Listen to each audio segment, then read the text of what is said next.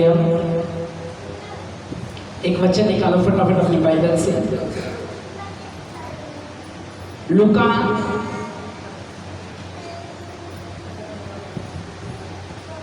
सब जन अपने हाथों को उठा के वचन निकालोगे। थैंक यू जीसस बोलते हैं मत्ती 9 उसका 9 अध्याय। देखो क्या लिखा सुन। वहां से आगे बढ़कर यीशु ने मत्ती नामक एक मनुष्य को जो महसूल की चौकी पर बैठा देखा और उससे कहा मेरे पीछे हो ले।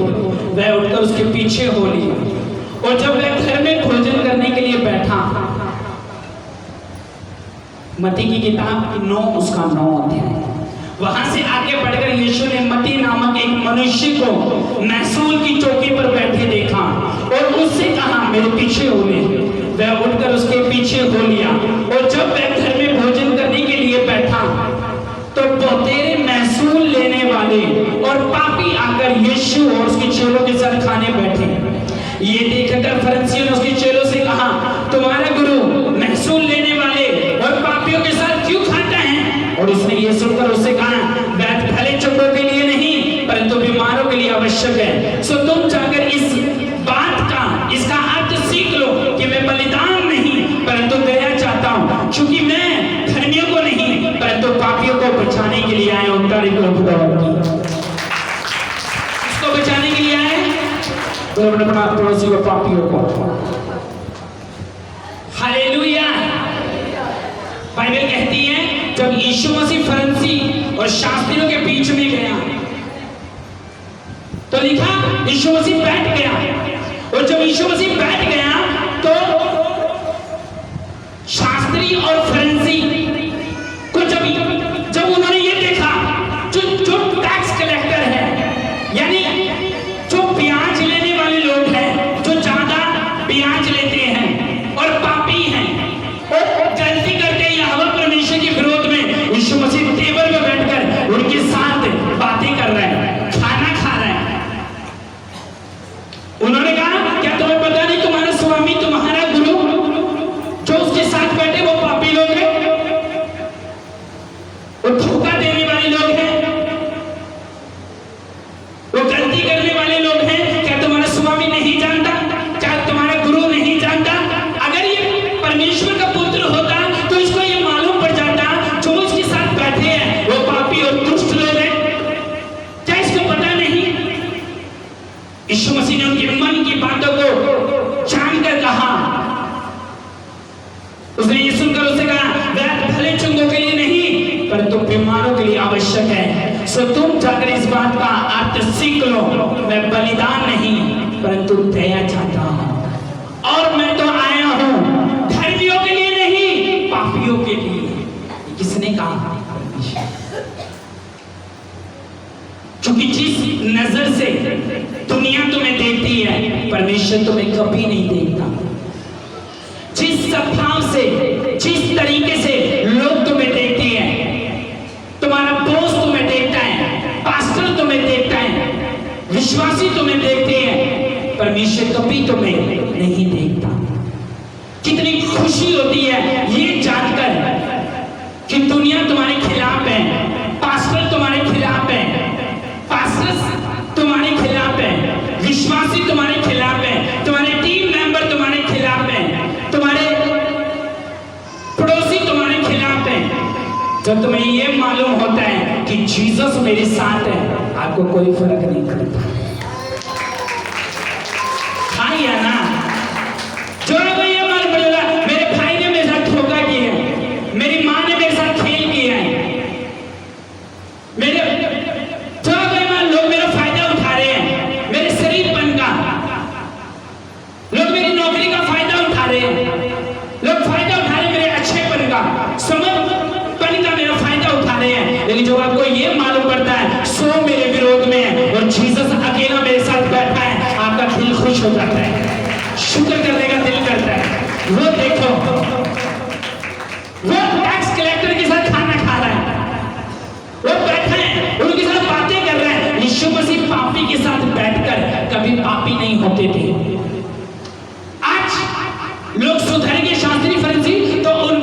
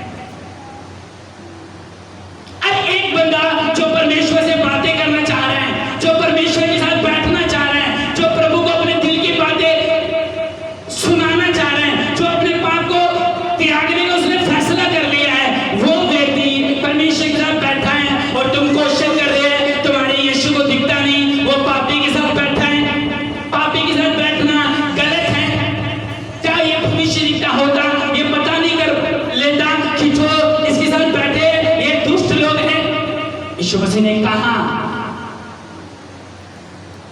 बीमारों के लिए डॉक्टर की आवश्यकता होती है, मैं धर्मियों को नहीं पापी से पापी को बुलाने के लिए आया हूं। यीशु मसीह हाय ना, कितना खुश हो जाते हैं हम लोग, कितना दिल सदा बहार हो जाता है हमारा, दिल के फूल खिलने लगते हैं जब ये मालूम होता है कि सारी दुनिया आपके खिलाफ है और जीसस आपके पुलपिट पे खड़ा हो यीशु मसीह के नाम में। तो ये मालूम है तुम्हारी चर्च के खिलाफ सारी चर्चेज है और जीसस तुम्हारी चर्च में अपना दाहिना हाथ लेकर बैठा हो यीशु मसीह के नाम में। उसने भी कुर्सी लगाई हो जब ये बात आपको मालूम पड़ती है, क्योंकि जैसा परमेश्वर आपको देखता है कोई आपको देख नहीं सकता। लोग आज छोटी जाति का रोटी नहीं खा के खुश है, उन पे दया करके खुश नहीं है, उनके बर्तन शेयर करके खुश नहीं है। एक ठंडा गिलास छोटी जाति के हाथों से पीकर उनको लगता है कि बेइज्जती है। और जीसस को देखो, सर्वशक्तिमान परम प्रधान श्रेष्ठ होने के बाद भी पापियों के साथ खाना खा रहे हैं। पापी के साथ अगर पापी को 2 वर्ड दे दिए तो यीशु मसीह पापी नहीं हो गए। आज अगर मैं एक नशे करने वाले के साथ बात कर लूं तो आपको लगेगा शायद ये भी नशे करने वाला है। अगर मैं एक पापी को काउंसलिंग दे रहा हूं या एक लड़की को काउंसलिंग दे रहा हूं, वचन दे रहा हूं, आपको लगेगा शायद कुछ गड़बड़ी है। इसलिए कहते हैं इंसान के देखने में और सर्वशक्तिमान के देखने में जमीन और स्वर्ग का फर्क है। तुम प्रभु की तरह बिल्कुल नहीं बन सकते, तुम उसकी धूल के चिन्हों के बराबर भी नहीं हो। अरे परमेश्वर मारने के लिए नहीं, बचाने के लिए आया। वो बलिदान से तुम जितना मर्जी मुर्गे मार लो, बकरा मार लो, भेड़ मार लो, बलि दे लो, कमीज उतार के परमेश्वर के घर में आ जाओ, नंगे पांव आ जाओ, मुंह लेट के आ जाओ, रो के आ जाओ, लंगर लगा लो, छवि लगा लो, कोई फायदा नहीं अगर तुम्हें ये बात मालूम नहीं कि वो बलिदान से नहीं, वो दया से खुश होता है। अगर आपको ये मालूम पड़ जाए कि वो दया से खुश होता है, लोगों ने ये बंदा मेरी बहुत चुगली करता है, ये बंदा मुझे बहुत बदनाम करता है, सोशल मीडिया में ये बहुत मेरे खिलाफ बोलता है। तुम आत्मिक नहीं हो, तुम वचन पढ़ने वाले नहीं हो, तुम्हें मालूम नहीं परमेश्वर की ग्रेस क्या है, तुम परमेश्वर के हाथ को छोटा समझते हो। दुनिया का सबसे बड़ा बादशाह तुम्हारी साथ है और तुम बेगम को देख रहे हो। हमें वो बादशाह तुम्हारे साथ आपसे लेके जगत के अंत तक खड़ा है यीशु मसीह। लेकिन आपको भी ये बात समझनी है, क्या सच में प्रभु तो मुझसे प्यार करता है? अरे एक बंदा जीवन बदलना चाह रहा है, आपको उसको समय देना पड़ेगा। इसका मतलब ये नहीं अगर हम पापियों के बीच में खड़े हैं तो हम पापी बन जाएंगे, हम ठट्टा करने वाली मंडली में बैठे हैं तो हम ठट्टा करने वाले बन जाएंगे, हम ओवर मजाक करने वालों के बीच में बैठे हैं, इसका मतलब ये नहीं कि हम भी ओवर मजाक करने शुरू कर देंगे। यीशु मसीह उनके पास बैठने का उनका कारण ये था, उनको चेंज करना। आज अंधा अंधे को रास्ता नहीं दिखा सकता, उसको मालूम है अगर अंधा अंधे को सड़क पार कराएगा तो दोनों का एक्सीडेंट होगा। एक अंधा उसको अच्छे रास्ते, अंधा दूसरे अंधे को रास्ता क्यों नहीं दिखा सकता? वो इसलिए नहीं दिखा सकता क्योंकि उसकी भी आंख नहीं है और उसकी भी आंख नहीं है, और जिसकी आंख होगी वही दिखा सकता है। जीसस की आंख थी, इसलिए जीसस उनके साथ बैठा, उनको रास्ता बता रहा था, उद्धार कैसे पाना है, चिंगाई कैसे पानी है, सर्वशक्तिमान से महिमा कैसे पानी है, पाप को कैसे त्याग देना है, जीवन कैसे बिताना है। ये जो काम तुम कर रहे हैं गलत है, जीसस ने ये बात कही, लेकिन वो उनकी तरह नहीं होगी। एक बीड़ी पीने वाले को कभी नहीं बदल सकता, एक नशे करने वाले को कभी नहीं बदल सकता, एक गरीब दूसरे गरीब को कभी नहीं बदल सकता अगर उसके साथ परमेश्वर नहीं है। आपका बिजनेस कभी फलवंत नहीं हो सकता अगर आपके साथ परमेश्वर नहीं है। आपके बच्चे कभी सुधर नहीं सकते अगर आपके साथ परमेश्वर नहीं है। आप कभी दुष्ट आत्माओं से फ्री नहीं हो सकते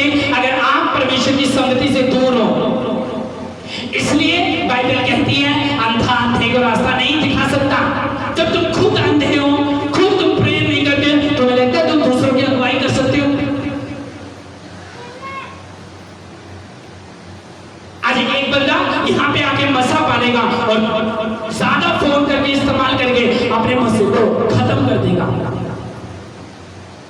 आज यहां से मसा पाके गए और घर में टीवी चला लिया, वो सारा मसा खत्म। यहां से अच्छी बातें सीख के गए और बाहर जाते ही अपनी पत्नी को गाली, अपने बच्चों को गाली, वो सारा मसा खत्म। और इसलिए परमेश्वर ने कहा अंधा अंधे को रास्ता नहीं दिखा सकता, लेकिन जिसकी आंख है वो दिखा सकता है। जैसे जीसस की मुझे सुकून मिलता है जब मैं ये देखता हूं कि दूसरों की चर्चिस में वो काम नहीं होते जो यहाँ पर होते हैं। मालूम है क्यों? क्योंकि जीसस आपके टेबल के ऊपर बैठा है, आपके साथ यीशु मसीह के नाम में। उसकी कुर्सी लगी है चर्च में, उसकी अगुवाई तुम्हारे साथ है, उसका बादल तुम्हारे ऊपर ठहरा हुआ है, उसकी चमक तुम्हारे ऊपर दिखती है, वो तुम्हारे लिए सूर्य और ढाल है, वो तुम्हारा शरणस्थान है, और संकट में अति सहज से मिलने वाला तुम्हारा सहायक है। वो तेरे सिर पे तेल मलेगा और उसकी सोटे, उसकी लाठी से तुझे शांति मिलेगी। जब ये बात पता लगती है तो सुकून मिलता है। मेरे नाम के कारण लोग तुमसे बैर करेंगे, तुम्हारा परिवार तुम्हारे विरोध में हो जाएगा, तुमसे जाति जाति विरोध करेगी, तुम्हारी बदनामी करेगी, लेकिन तुम अंत तक, जगत के अंत तक धीरे धीरे रहना, उद्धार तुम्हारा होगा। जब ये बात मालूम होती है दिल को सुकून मिलता है। हाँ या ना? जब वो तुम्हारे साथ है तुम परवाह किस बात की कर रहे हो? जब वो तुम्हारे साथ बैठा है, लेकिन बैठने का उसका कारण टैक्स कलेक्टर के बीच में, पापियों के महसूल लेने वालों के बीच में बैठने का कारण ये था यीशु मसीह को बदल दे। या तो आप खुद आत्मिक बन सकते हो या दूसरे को आत्मिक बनने से रोक सकते हो। अगर तुम शरीर में है तो कभी तुम शरीर वाले बंदे को आत्मिक कभी नहीं कर सकते। अगर तुम खुद अभिषेक में नहीं हो तुम दूसरे को कभी अभिषेक में नहीं ले जा नहीं सकते। तुम्हारा खुद का रास्ता बंद है तो दूसरों का रास्ता नहीं दिखा सकते। तुम खुद अपने मोहल्ले की ज्योति नहीं, अंधेरा हो, तुम कैसे अपने लोगों को जो अंधकार में बचा सकते हो? इसलिए वचन में लिखा अंधा अंधे को रास्ता नहीं दिखा सकता, क्योंकि वो दोनों खाई में गिर जाएंगे, वो दोनों गड्ढे में गिर जाएंगे, वो दोनों एक्सीडेंट हो जाएगा उन दोनों का। इसलिए वो उसने कहा नहीं दिखा सकते। आज मैं आपको बोल रहा हूं दुनिया तुम्हारे विरोध में आज वो प्रमाण देगा कि वो तुम्हारे साथ है यीशु मसीह के नाम में। मैं आपको बताना वो प्रमाण देगा, वो प्रेरणा देगा कि वो तुम्हारे साथ है, और वो दाहिना हाथ उसका तुम्हारी अगुवाई करेगा। हालेलुया।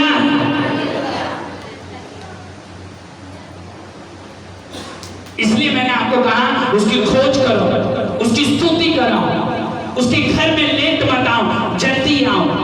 जब वो तुम्हारे फेवर में है तो तुम उसके फेवर में क्यों नहीं रहते? आज तुम्हें दुनिया की चिंता है, लेकिन ये चिंता नहीं है कि परमेश्वर मेरे लिए क्या सोचता है, दुनिया मेरे लिए क्या सोच रही है, वॉलंटियर मेरे लिए क्या सोच रहे हैं, टीम मेंबर मेरे लिए क्या सोच रहे हैं। तुम्हें ये परवाह है, लेकिन ये परवाह नहीं है कि खुदा मेरे लिए क्या सोच रहा है, खुदा की डिवाइन ग्रेस मेरे लिए क्या है, परमेश्वर की योजना मेरे लिए क्या है, उसने क्यों मेरे लिए सीढ़ी खड़ी करी है। आपको ये नहीं दिख रहा, आपको क्या दिख रहा है? वो मेरे लिए क्या कह रहा है, वो मेरे लिए क्या, अरे कोई भी कुछ कह रहा हो, परमेश्वर आपके साथ बैठा है यीशु मसीह के नाम में। मैं वो बता रहा हूं, लेकिन जिस दिन आपको ये बात मालूम पड़ेगी उसी दिन आप परमेश्वर की महिमा करोगे। हालेलुया। बोलो अपने पड़ोसी को खुदा तेरे साथ है। बोलो अपने पड़ोसी को, वो तेरे बलिदान से खुश नहीं होता। चाहे तू चर्च में कुछ भी दे ले, अगर तू दया करना नहीं चाहता, अगर तू सुसमाचार सुनाना नहीं जानता, अगर तू राह दिखाना लोगों को नहीं जानता, तू अगर परमेश्वर के दर्शन को पूरा करना नहीं जानता, उसकी आवाज को सुनना नहीं जानता, तो कहता तेरा बलिदान जो है वो कूड़ा है, वो डस्टबिन है।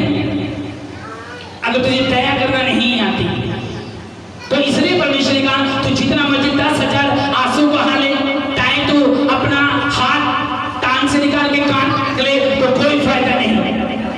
तू चाहे जितने मर्जी गीत गा ले, जितना मर्जी मसा उतार ले, लेकिन अगर तुझे दया करना नहीं आता, तुझे सुसमाचार सुनाना नहीं आता, तुझे अंधों को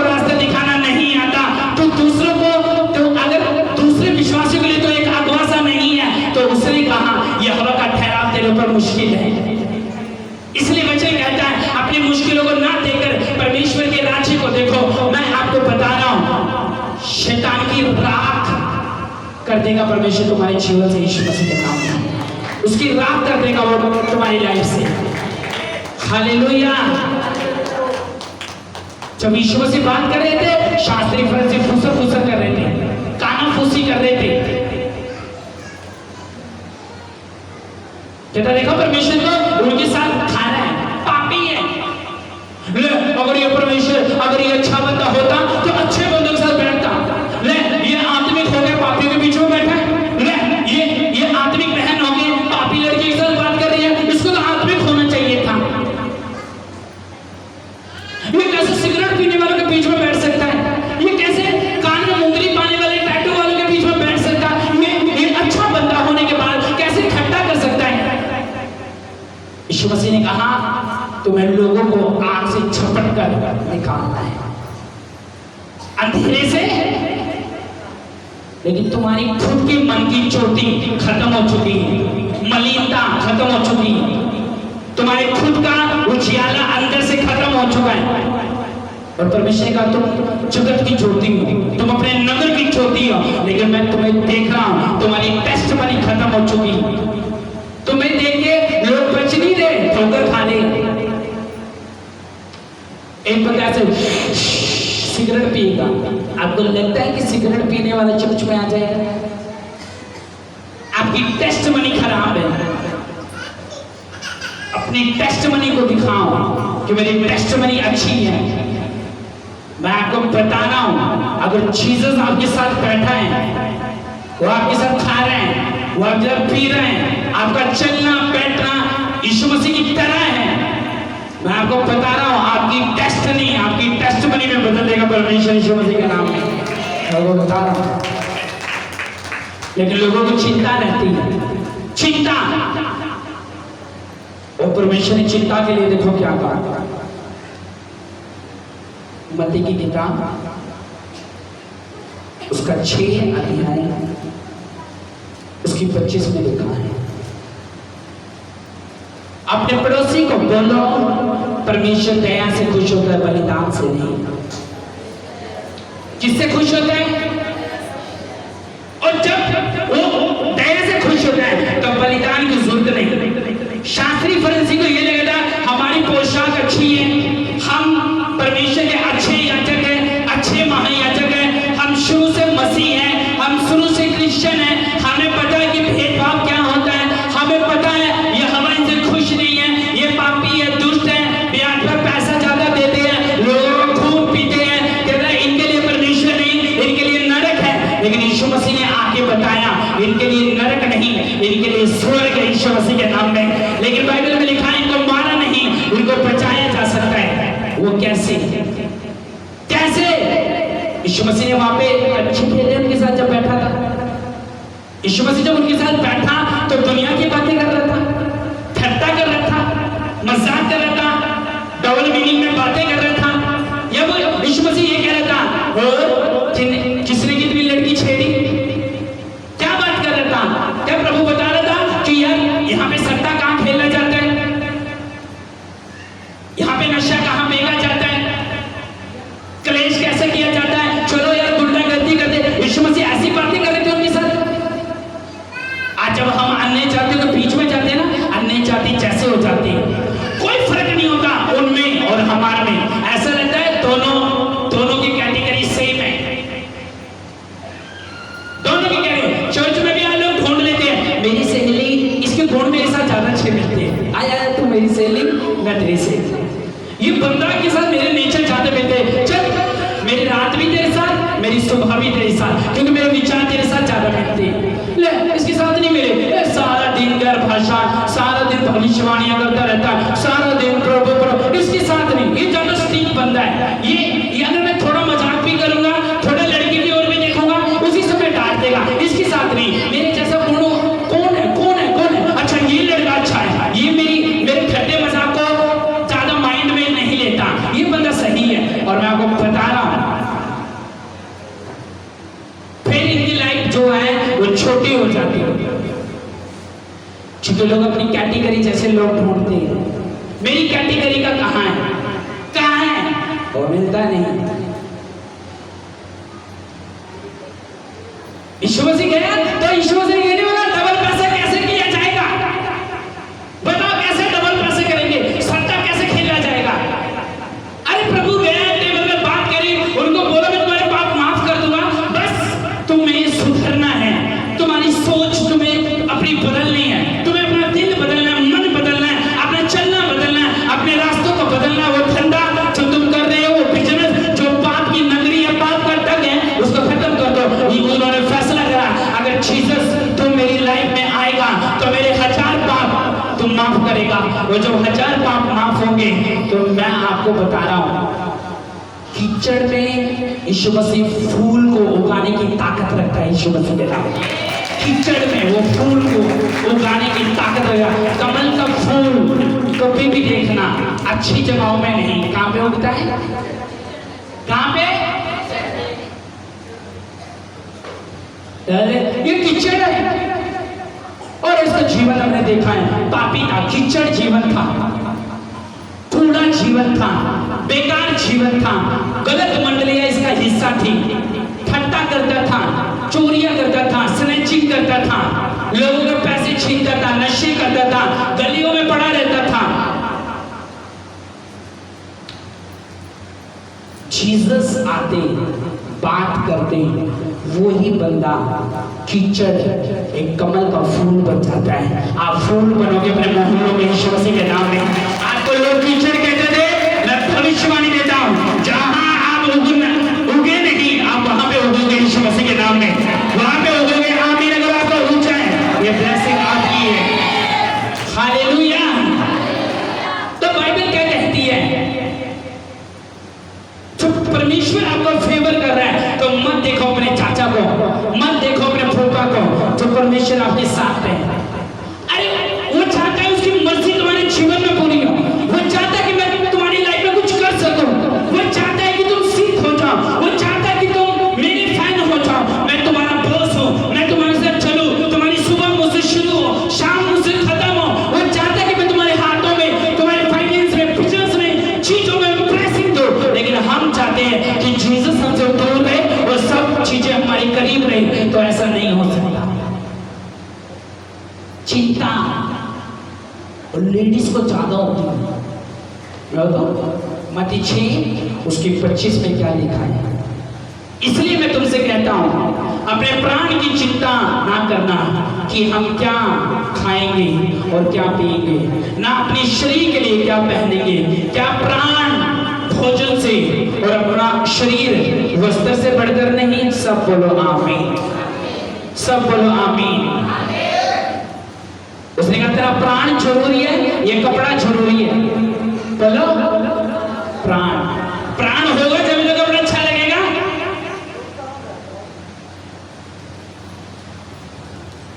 उसने कहा मुझे ये बता, तेरा शरीर जरूरी है या वस्त्र? शरीर। शरीर हो गए जब तो वस्त्र हो गए। तेरा प्राण जरूरी है, भोजन। भाई प्राण होगा जब तो खाना खाऊंगा। तो उसने कहा आकाश के पक्षियों को कहता है मूर्ख, हे नालायक व्यक्ति, आकाश के पक्षियों को देख, ना वो बोते हैं, ना वो काटते हैं, ना वो खत्तों में बटोरते हैं, तो भी तुम्हारा स्वर्गीय पिता उनको खिलाता है। क्या तुम उनसे अधिक मूल्य नहीं रखते? तुम में से कौन है जो चिंता करके अपनी अवस्था में एक घड़ी भी बढ़ा सकता है? सब बोलो आमीन। चिंता जो लेडीज करती है परमेश्वर को छोटा कर देती है। लेडीजों के अंदर बहुत चिंता भरी रहती है, अपने बच्चों की, खाने की, पीने की, वस्त्र की, चीजों की बहुत चिंता रहती है। कैसे जाऊंगी, कैसा होगा, प्रभु साथ देगा या नहीं देगा, रिश्ता होगा या नहीं होगा, काम चलेगा या नहीं चलेगा, चर्च जा पाऊंगी या नहीं। हर समय चिंता में, हर समय चिंता में।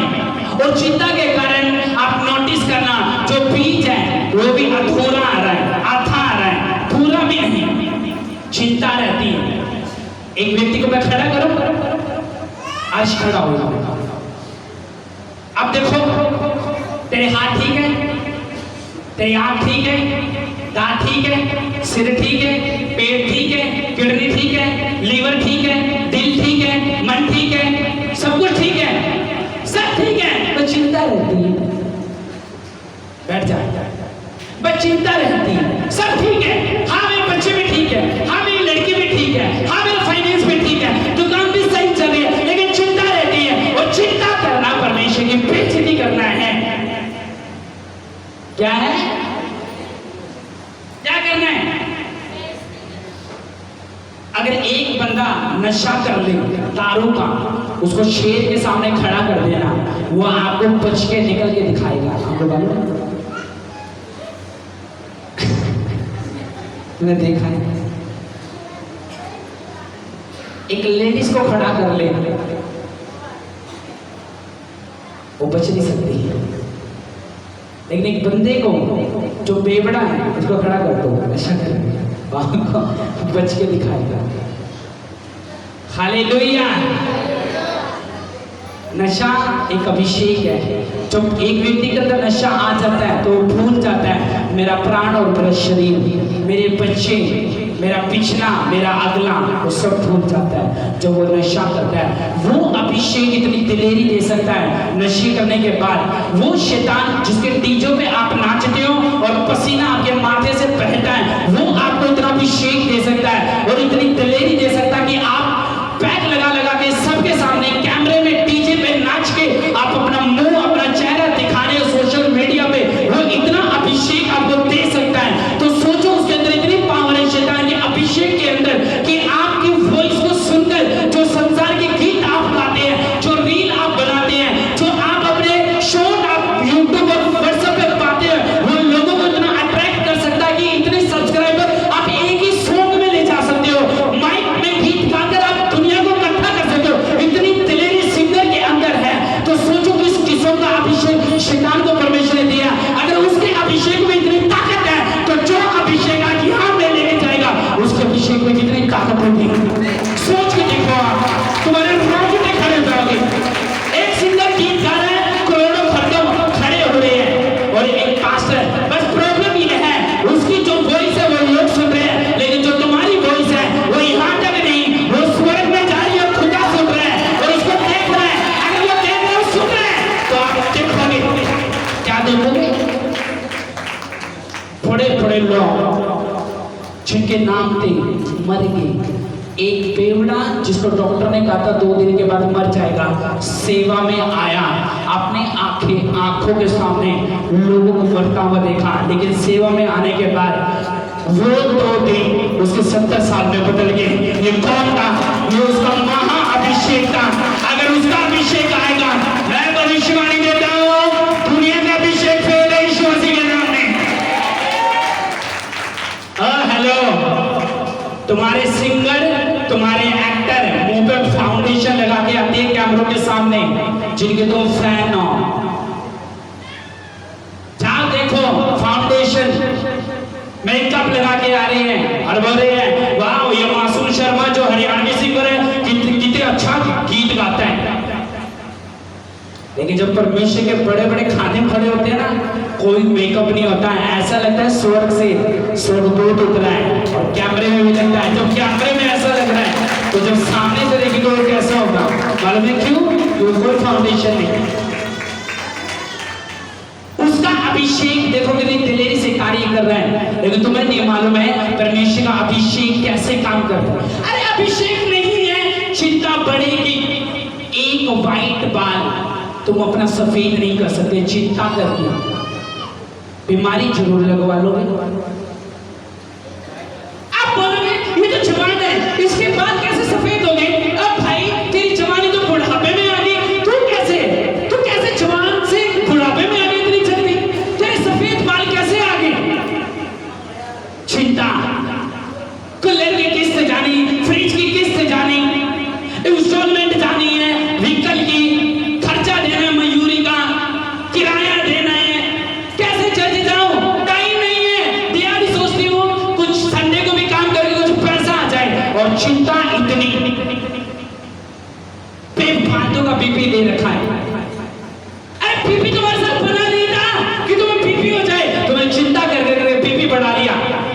चिंता कर करके डिप्रेशन बढ़ा लिया, तुम्हें चिंता कर करके अपना माथा दीवार पे मार रहे हो, हाय चिंता, हाय चिंता।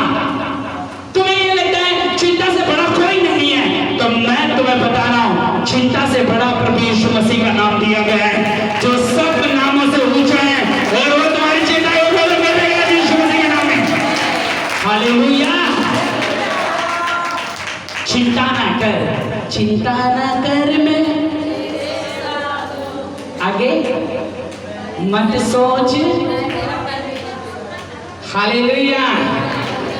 चिंता ना करो। सिंगा देवी के लिए मैंने चिंता नहीं करी।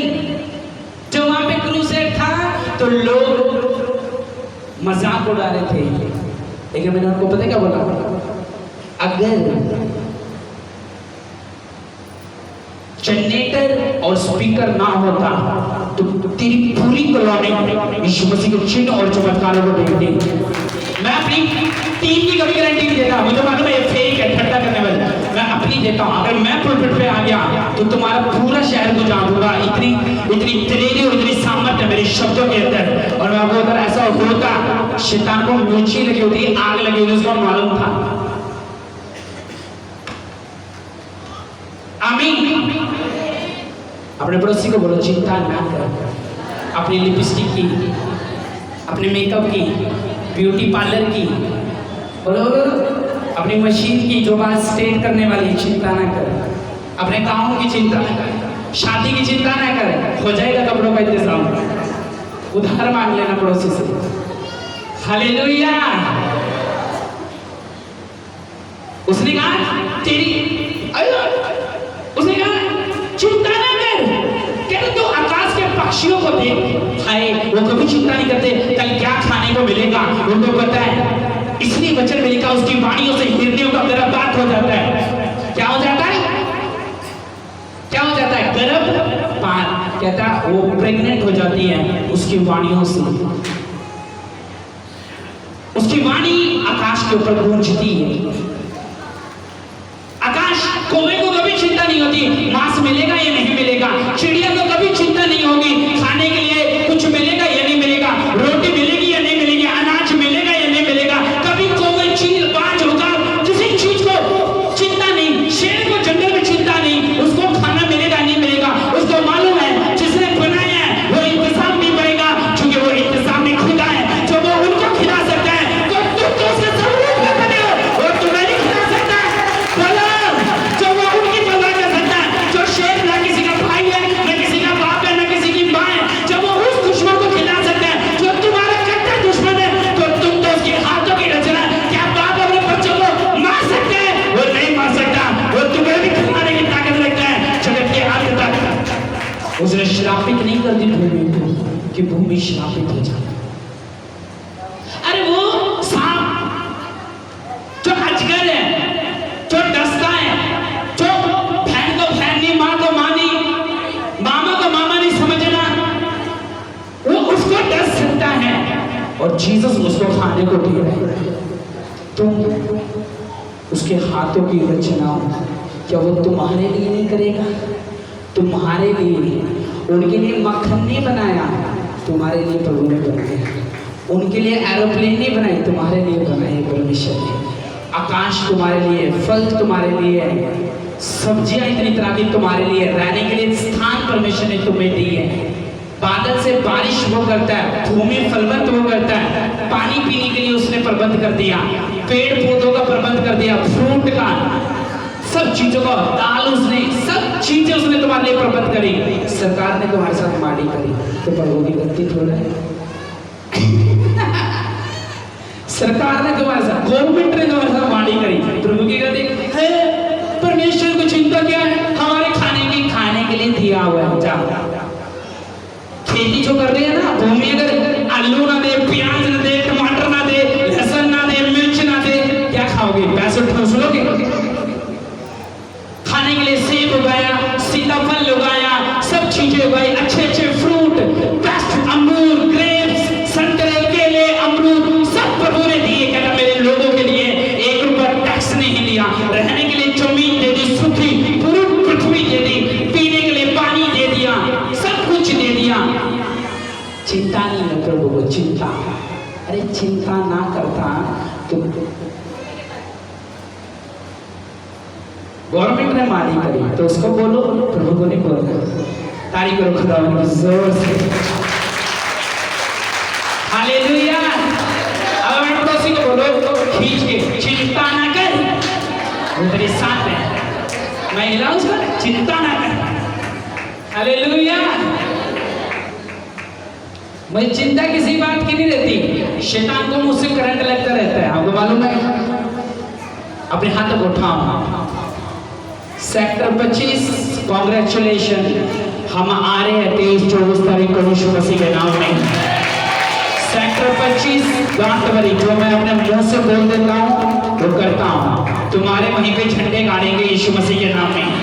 और ये वाला जो क्रूसेड होगा और जीसस आके गोले आकाश से उतरेंगे और शैतानी वेदियों को वहां से खत्म करेंगे यीशु मसीह के सामर्थ्य पवित्र चलाने नाम में। आमीन। हाथ उठाओ, सब उठाओ, सब सब सब ऊंची ऊंची बोलो खुदाबंद आज से चिंता नहीं करूंगा। हाथ उठा के, लड़कियों को ज्यादा चिंता होती है, ले मेरा सूट धुला नहीं था, मैं नहीं चर्च जाऊंगी, तू छोटी वाली को ले जा, ले बड़ी वाली को कपड़े दिला देती है, मैं रह जाती हूँ, मैं नहीं जाती चर्च। कपड़े नहीं थे इसलिए नहीं आई, पेट में दर्द था इसलिए नहीं आई। चर्च के लिए बहाने बहुत लोगों के पास। पानी नहीं आ रहा था घर में, टंकी खाली पड़ी थी, मेरा हस्बैंड टाइम पे नहीं आया। अच्छा, चिंता भरी पड़ी है। और एक दिन पहले आप देखना, आज मैं एक ओल्ड लेडी को उठाओ ना, एक ओल्ड लेडी को, किसी को भी, ये तो प्रभु के गीतों को नाचेगी, वो नाच नहीं पाएगी, उसको आता नहीं नाचना। उसको बोलो ना डीजे पे नाचना आता, वो हट जा पीछे ने और पीछे हटा देगी सारे को। क्यों? शैतानी अभिषेक। आज लेडी से बड़ी खुश हो रही है, बच्चे हमारे ऊपर ही हो रहे हैं। हालेलुया। अपने हाथ को उठाओ, बोलो आज से मैं चिंता नहीं करूंगा किसी भी चीज की, क्योंकि यहोवा मेरा गढ़ है, शरण स्थान है, मेरा बल है। जीसस, हाथ को उठा के बोलो जीसस। आमीन। ऐसे करोगे नहीं, खाने की चिंता नहीं करनी, वो दे देगा। रेंट की चिंता नहीं करनी, वो दे देगा। संडे से बढ़कर किसी चीज को नहीं मानना, वो कर देगा। जिन लोगों को आदत होगी ना इन दिनों में संडे मिस करने की,